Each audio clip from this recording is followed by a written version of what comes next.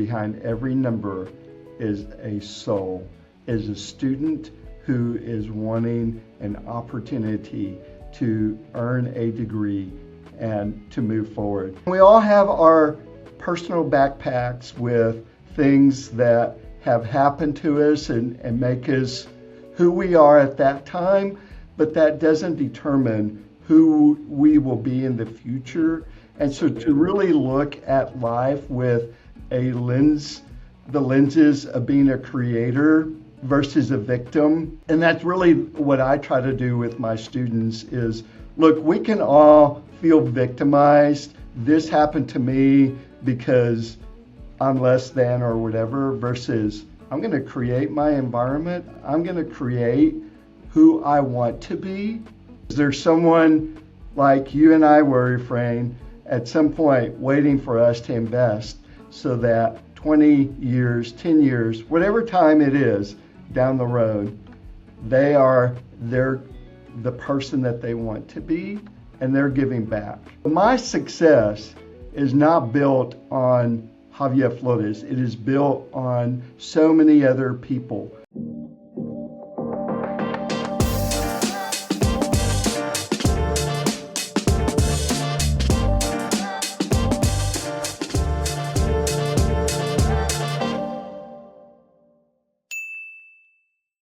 Welcome back to an episode here on the Heart and Hustle podcast. Our next guest, Javier, who grew up in a house that used to be segregated schoolhouse for Mexicanos, and now you're actually leading enrollment, man, and student success at one of the most recognized universities in the country. When you still kind of sit with the full picture, what does it represent to you personally? Well, first of all, Efrain, I pinch myself every morning and I think, how does a kid from the barrio of Sonora, Texas, end up leading enrollment management for one of the most premier universities, the only public woman-purpose university in the nation? And so what that looks for me is I am living a dream each and every day, hoping that we are able to bring in students both at the undergraduate and graduate level so that they can also fulfill their destiny and their freedom and their dreams, right? And that is to be able to do whatever they want.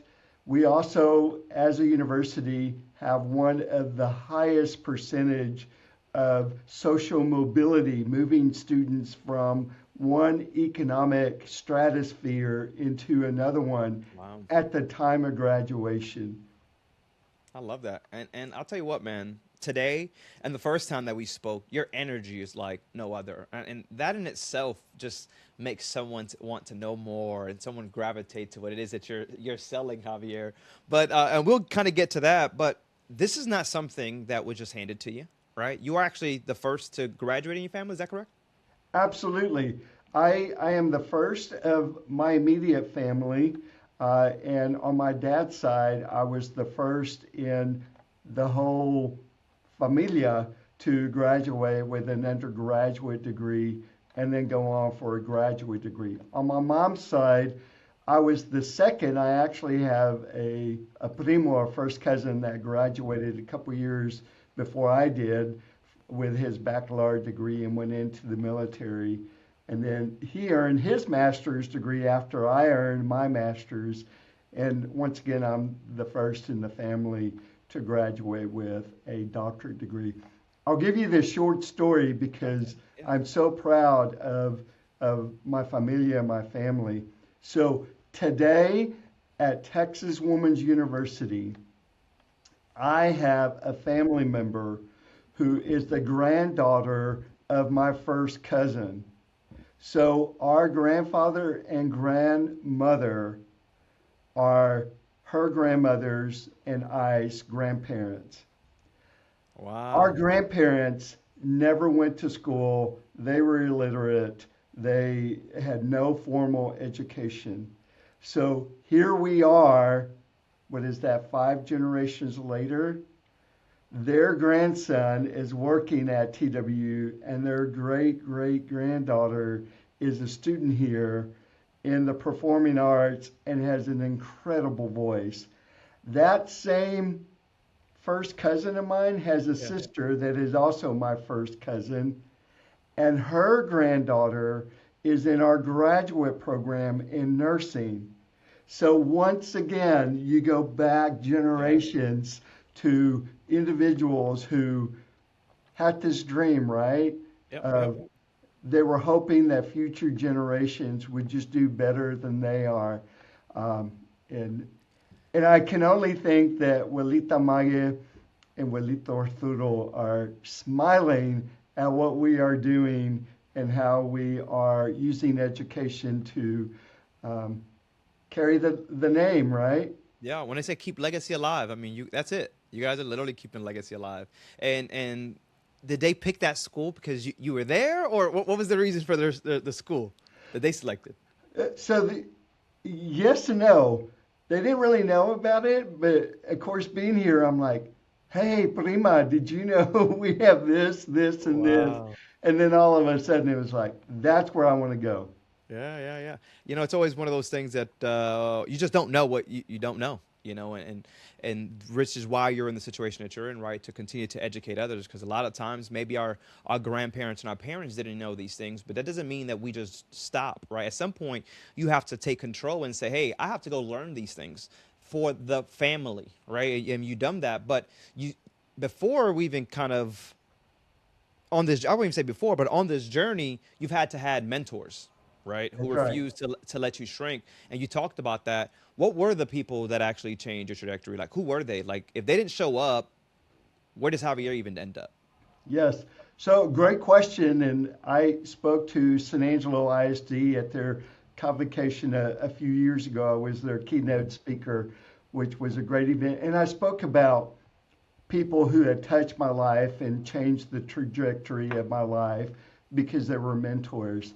So, you know, starting from elementary school teachers to a fifth grade teacher, Mrs. Barlaman, to a English high school teacher, Miss Kerbo, to my high school theater and literary arts teacher, Mr. Mars, to then I get to Texas Tech University and Dr. Judy Henry, who was the Dean of Students, certainly adds to the tapestry of my mentorship or mentoring me and my success.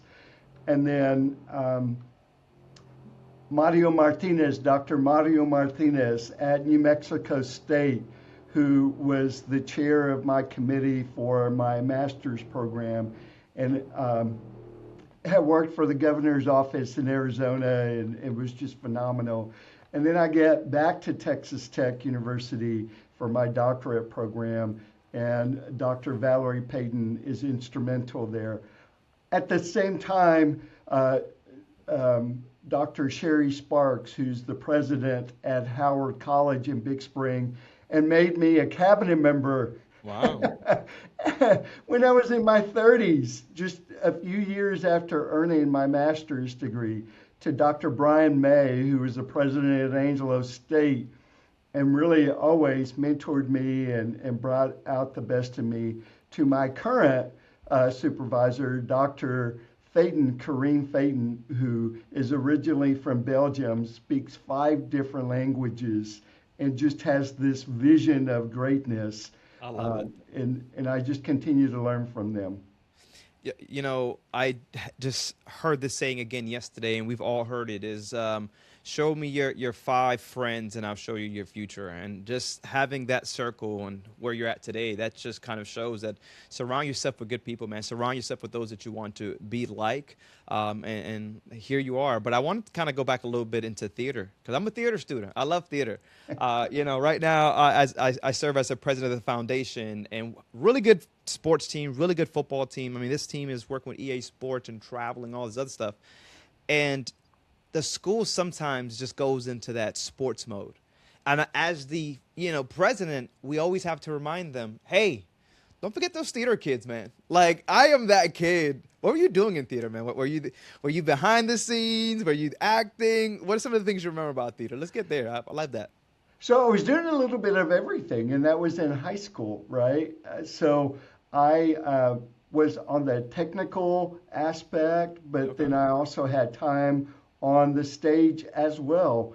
And really being able to be in character and more than anything, just being able to tell the story, right? Yeah. And I think that is what I have taken from my days in theater Yep. is as a leader, storytelling becomes very important to me. And I'll Absolutely. tell you something else. So, my son, who I am so proud of, he has a terminal degree in pharmaceutical studies, is a pharmacist. But my son had a speech impediment when he was young, and that never stopped him to be in theater and be on stage as well. And so, for our family, theater has really been that outlet Wow. to bring out our leadership skills, to hone those skills, and more than anything, to just be able to connect with people. I agree, man. I think theater is what got me to do what I'm doing now. And actually was before I even got into like I always knew I loved it, but before I actually did anything like the drama club, I was singing. And don't ask me to sing now, Javier. That was my old days. That's the old days, Javier. But I loved always loved the drama. I loved the acting. I never got to do like a main role per se. Like I was always like that background guy. But I always remember telling myself, man, one day I just want to be on a stage and I want to host. Well, this is, sometimes be careful what you ask for, right? God has really given me the platform. This is the stage Right. and I'm hosted. So, definitely in a cool way. But I think that allowed me to see so many different people as well from so many walks of life. Like, I think that's what Absolutely. was so cool about theater is just you really got to see that and how we all just come together as family and how we poured into each other's, right? I love that. But Javier, we also continue to move forward on your journey. You now invest into these students the way those mentors invested in you that we just talked about. When did you realize that paying it forward wasn't just something you wanted to do, but it was actually going to be your life's work? So I think it was pretty early in my career, and it really started at Howard College. Serendipitously, Dr. Sparks asked me to lead the Southwest College for the Deaf, which was a part of Howard College. So I was the interim provost there, working with deaf students who their stories just touched my soul because often they would talk about how they would see my interaction with my son and they're like, I never had that. I never had someone believe in me. And then fast forward and I moved to Angelo State and really started working with students who experience foster care. And once again, the message is, I never really had anyone believe in me. I never had anyone invest in me. And those are students who still today remain in contact with me. In fact, a couple of years ago, I had a student who had experienced foster care, and and she called me one day and she's like, I need help. Like, I haven't completed my degree, but I think I need to do that. And I don't know what career I want to do. And so she wasn't even a student of mine anymore, but I was able to help her complete her degree. And now she is a teacher Wow. with Houston ISD and is doing very, very well. So I think it was early on seeing the power, and especially working at a community college.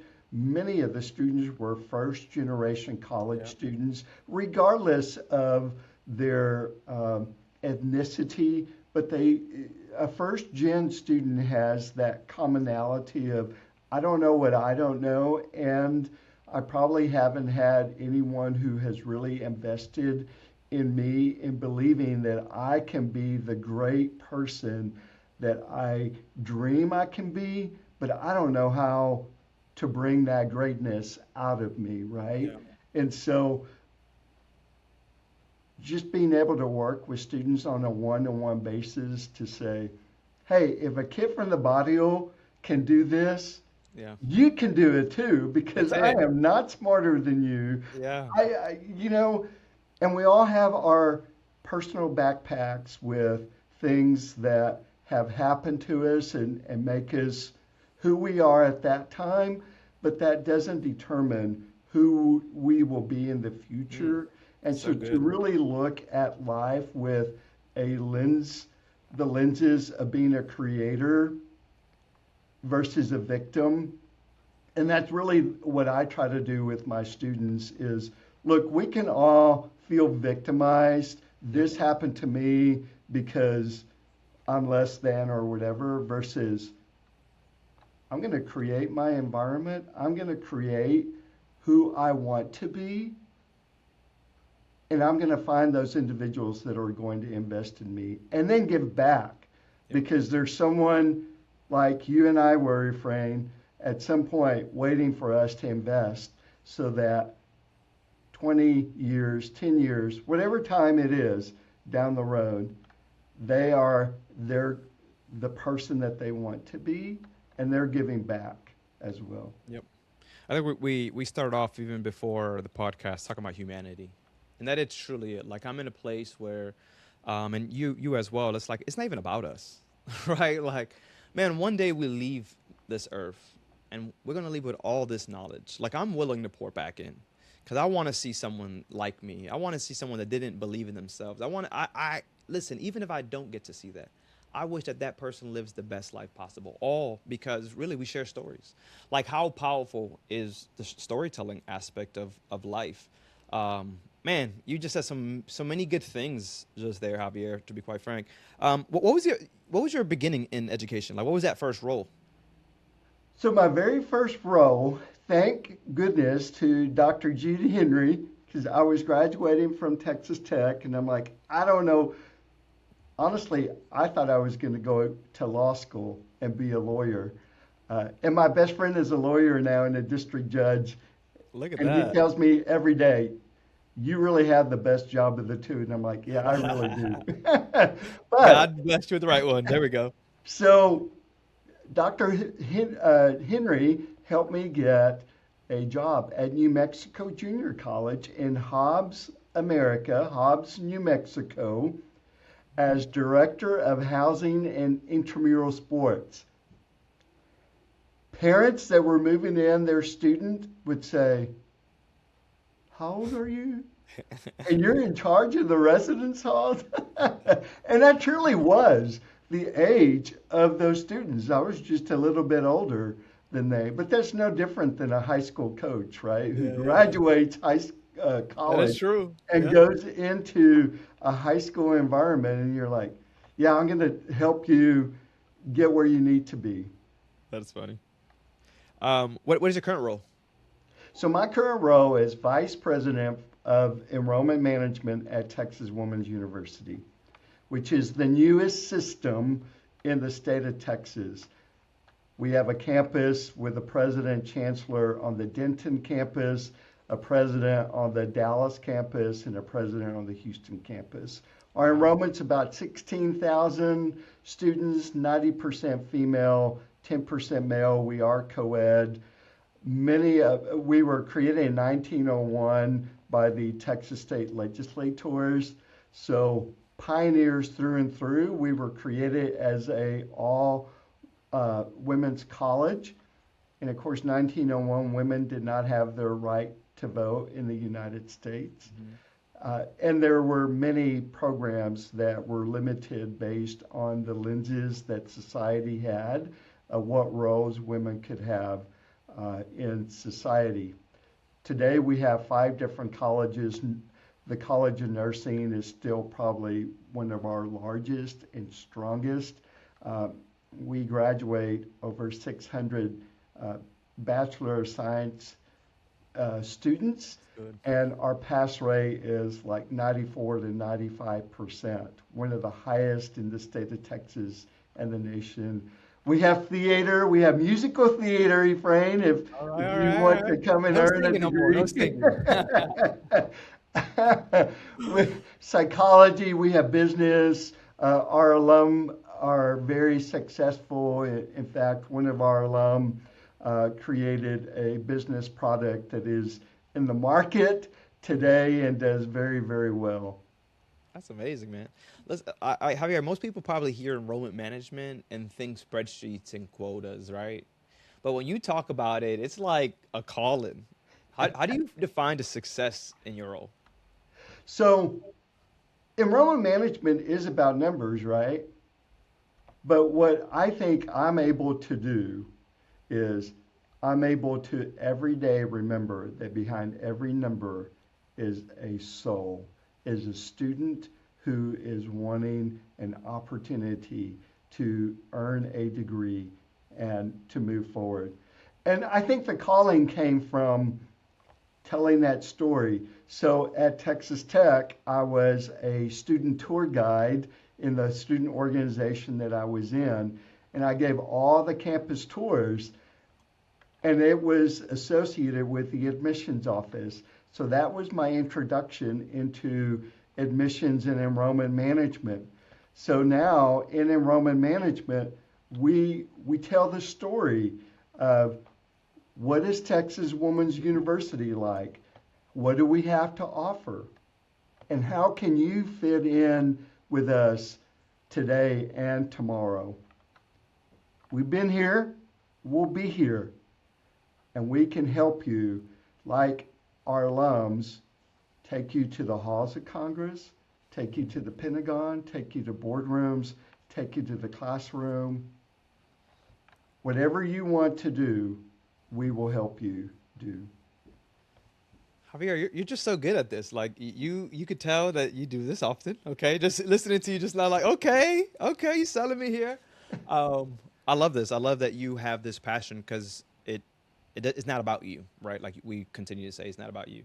And the philosophy that you mentioned was really good a little earlier about this backpack that every student walks around carrying their whole life with them. Can you kind of break that down for people that are listening who may have never heard of that? Because I heard it the first time and then today again. And I just want to break that down for those listeners. Absolutely. So, the way I think about it is, and I have a backpack that I carry with me all the time. And there are items in there that sometimes I bring out and sometimes I don't. So, in my personal backpack is the story of my childhood, which I've often thought I need to write either a short story or a book about los cantos y los gritos del barrio, because there were both beautiful ballads and songs, and there were some very dark days in my childhood as well, that included some things that you would hope no one would go through. Sexual abuse myself, a mom that was a very loving mom but had mental health issues, and I remember seeing her at a very young age, threatening to take her own life. And those are things that for many years I wouldn't speak about publicly. Those were in my personal backpack. But they are who I are.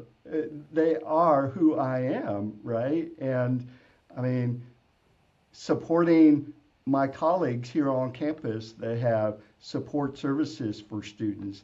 We have a phenomenal mental health and counseling center here at TWU. To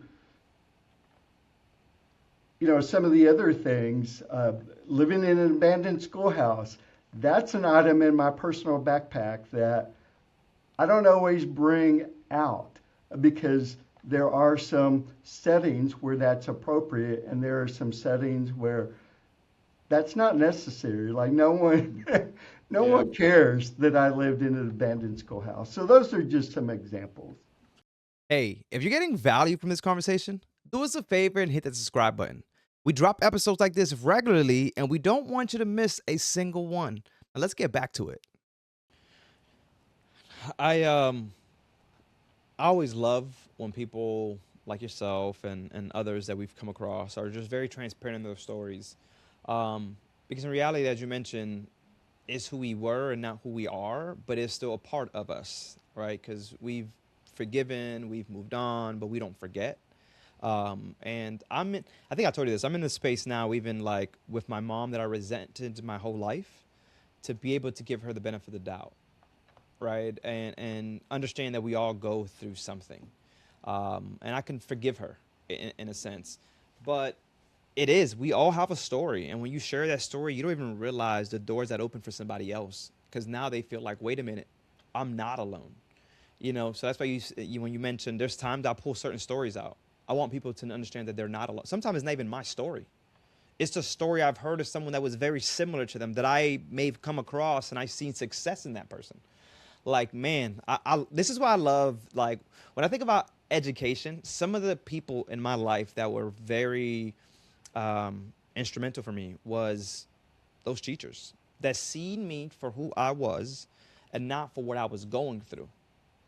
And I would still remember these teachers, man, by name, and some of them I still speak to, and some of them I just think out in in the atmosphere, thank you, because when someone asks me a question, I'll ask you this one right after, is someone says, hey, everything that happened in your life, if you can kind of sum this up into one word, what is it?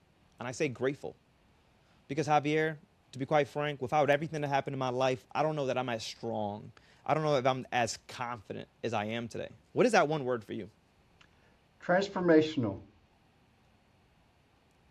All Wow, my I love that. experience have transformed me Yeah. into who I am and who I can be, right? Hell yeah. And you speak about teachers, I often speak about my mom uh, and females often become the first teachers for us. They, Yeah. I mean, they teach us basic things when we're infants and so forth. My dad, illiterate, but my dad could pick up a harmonica or pick up an accordion, and he could listen to a song, and he would start jamming with the accordion or the harmonica. Wow. Every birthday, his gift to all of us that were his kids, grandkids, etc., he would call and he would play Las Mañanitas, I love it. sing songs that told stories, because especially Spanish songs, well, country songs. Mom, even though mom only had an eighth grade education, she loved country music and would often talk about the Louisiana hayride. And so I had, which is another kind of stage theater, right? Yeah, yep, So, yep. so I had a mom that was really influencing the country music and the love for it, and a dad that loved um, Spanish music, and I wouldn't even say Tejano music. I mean, it was just the Vicente Fernandez and those type of storytellers. Uh, but they were teaching me, right? Like, Absolutely. that was education of the culture, that was education of um, different aspects of life. Yeah. I It's so good, man. I just love your stories. Like when you talk about a storyteller, you can tell your story. Every time you go back into this childhood and you talk about mom and dad and you start to bring up, like, I don't know, in my mind, I can actually feel it. You know what I mean? That's how good you are. I can just feel it, brother. Um, let's pivot. We're saying some good things, but we're in a time where higher ed is also kind of facing what people are calling the enrollment cliff. For someone who doesn't live in this world, what is that and why should everyone even care? So that is so important, right? Because there are less traditional age students that were born 18, 20 years ago. And so that's what's leading to the enrollment cliff. However, when you look at the adult learners, individuals that are over the age of 25, perhaps all the way up to the age of 50 or so forth, they have some college credentials, but they do not have a degree.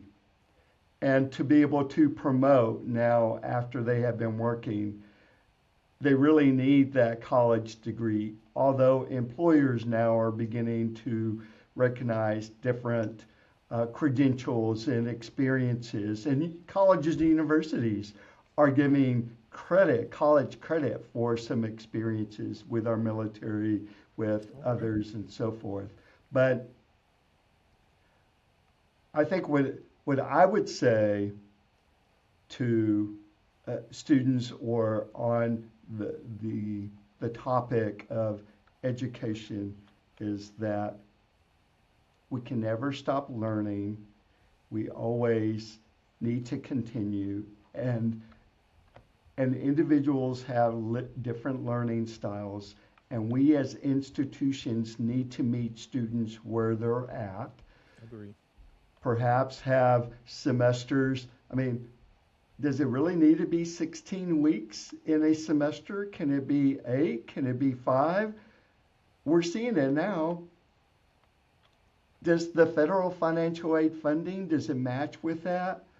You know, there's some things that are coming out of the latest legislation. So now Parent Plus loans have a limit. And that's a lifetime limit on a student, but also there is a annual lifetime limit. Well, we as an institution, if we guide students to take the annual limit per student, then that they're going to run out of the available money for their lifetime. And so, you know, we have to advise, and we need to look at, so how can we reduce some of the cost as well? How can we have students leverage some of their financial aid? I was recently in Washington, D.C. and had the chance to hear from the Secretary of Education, who was really saying we need to better inform students on the investment that they are making and the different types of investments, and institutions of higher education, you need to reduce costs. That can look different for all of us, but I think we always have to be looking at, so how can we do this differently? At the end of the day, it needs to be the students and the students' best interest that is kept at the heart of everything that we do. I agree. And I think there's sometimes maybe the lack of communicating that to those students, right? Maybe from the high school level to, I was actually talking to someone about enrollment, and I was like, you know, a lot of kids really don't enroll because, especially if they have to fill out FAFSA. And it kind of took me back to when I was that young kid, and like you didn't never seen this a day in your life.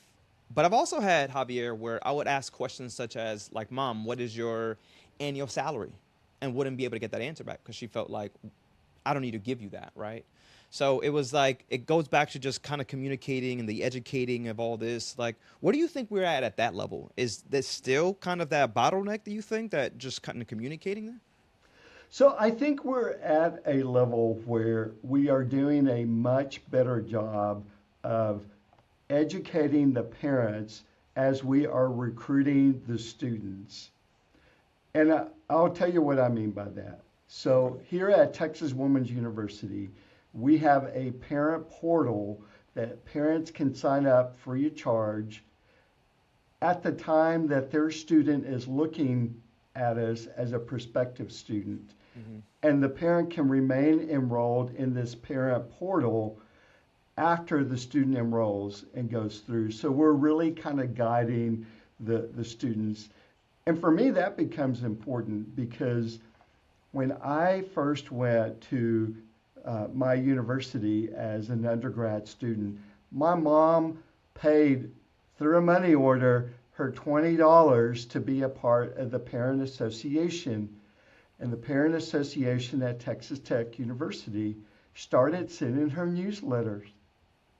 And she became Texas Tech's retention agent with Javier Flores. So a woman with an 8th grade education would say, Mijo, ya, ... Have you gone to senior advisor? And she would say it in Spanish. Mom, how do you know that? Was a newsletter? Have you gone to register for classes? Mom, how do you know that? With a newsletter. Here's the other thing she did. She had a care package waiting for me when I moved into the residence hall, Wow. telling me how proud her and dad were of me. And then my very first birthday at Texas Tech University, she found in the newsletter that she could order a chocolate cake and have it delivered to my Love it. residence hall. They called me to tell me I had a package. And friend, I thought it was my eviction letter because maybe I hadn't paid, because that was common, right? Yeah. When I was growing up, they would turn off the water. They would Hmm. we didn't manage money very well. But I go down there and there's a chocolate cake with a note from mom saying, Happy birthday, in Spanish, Yeah. happy birthday, we love you. I love it. I love it. Eh, eh, So, eh, my point to all of that is parents, regardless of their educational level, yeah. are open to supporting their students. And we see that. We have events at orientation, a breakfast just for parents, That's dope. and it is attended in large numbers. When it's time to move the students into the residence halls, the parents are here in large numbers. Yeah. And the family, sometimes it's abuela and abuelo and tia and tío, but everyone's coming together. It becomes this family event of support, Hmm. and it's incumbent on us to share that information to the family.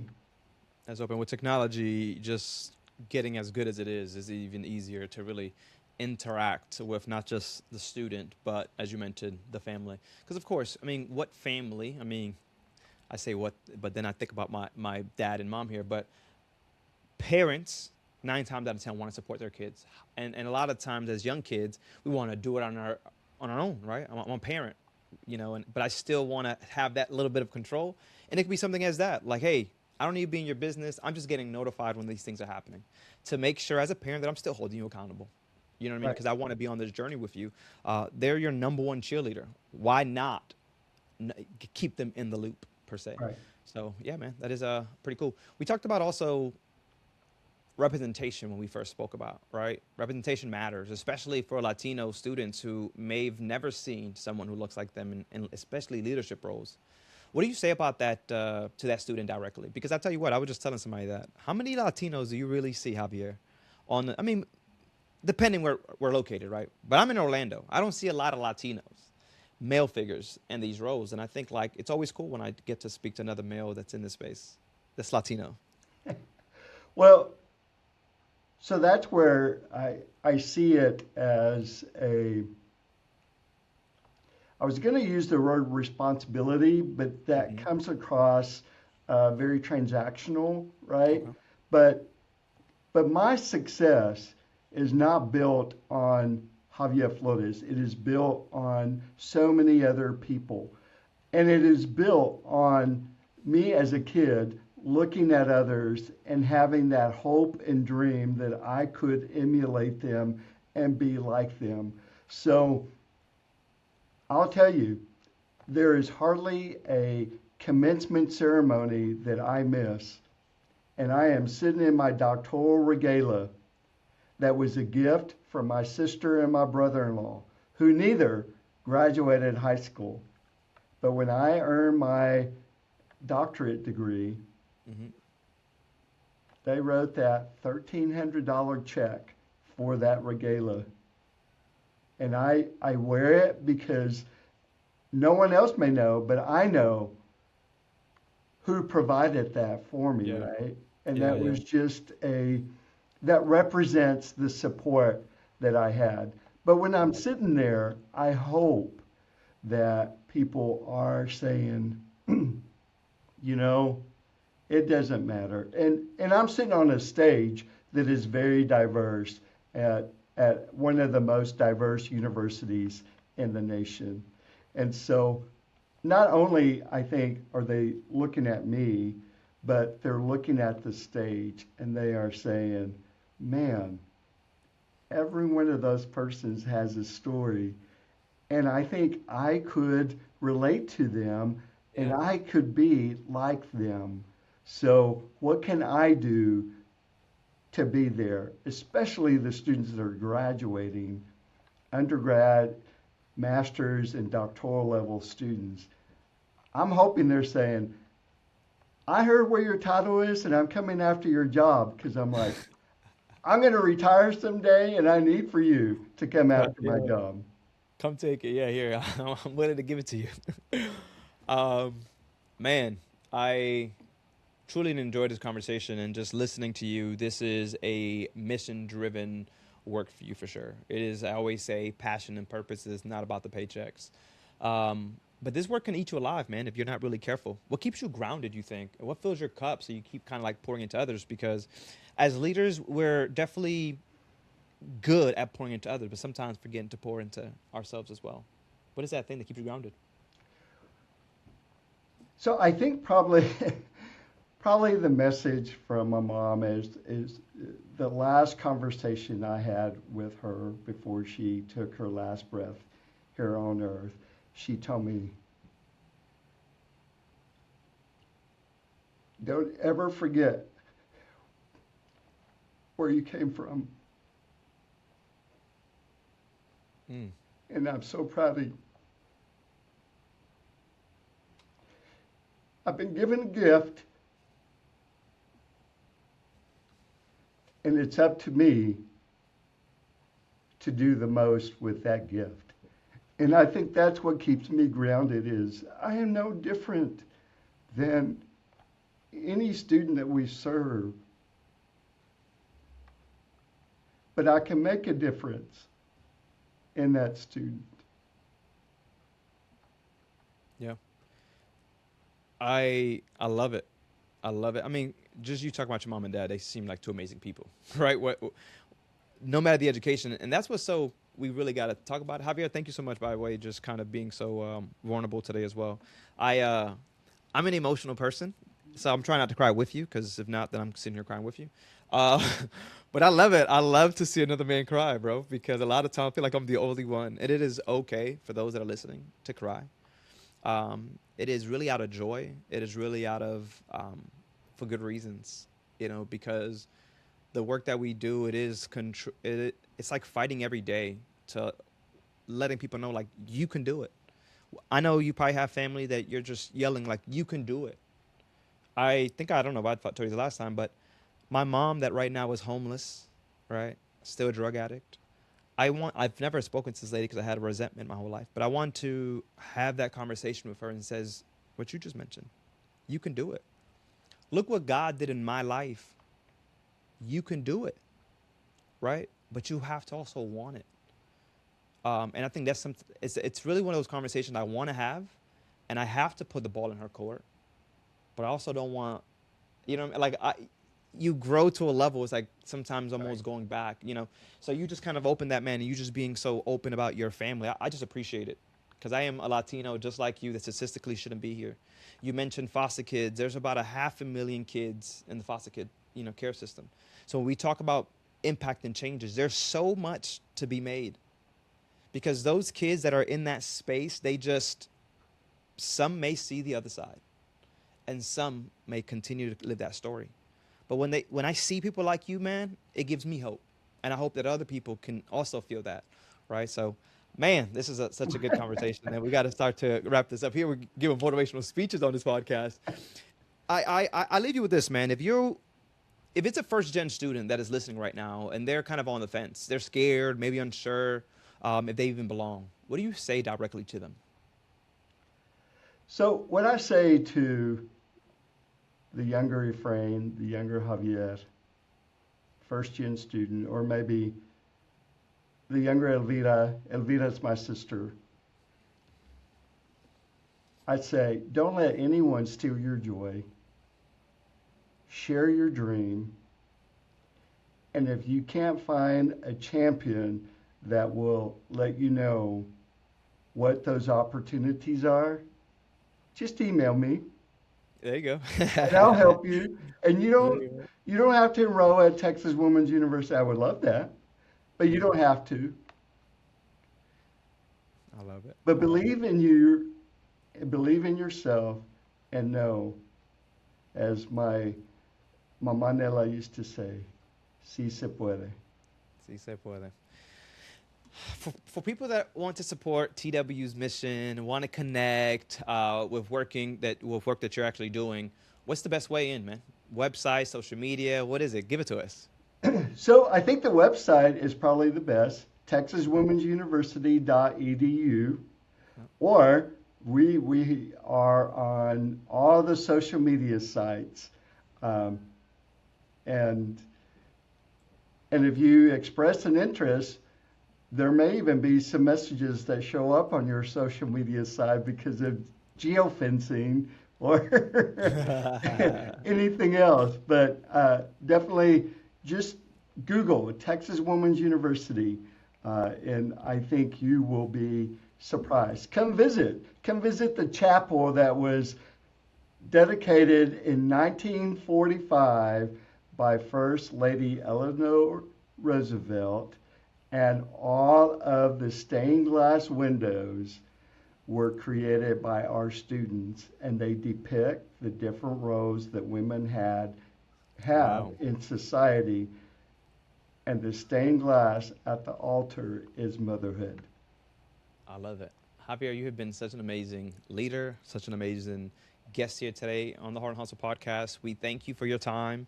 Guys, if you guys are still watching, make sure you guys do like, subscribe, and comment, because this is the conversation that we have with amazing people like Javier. Javier, we thank you, man. Thank And you, I got to friend. come to the school for sure.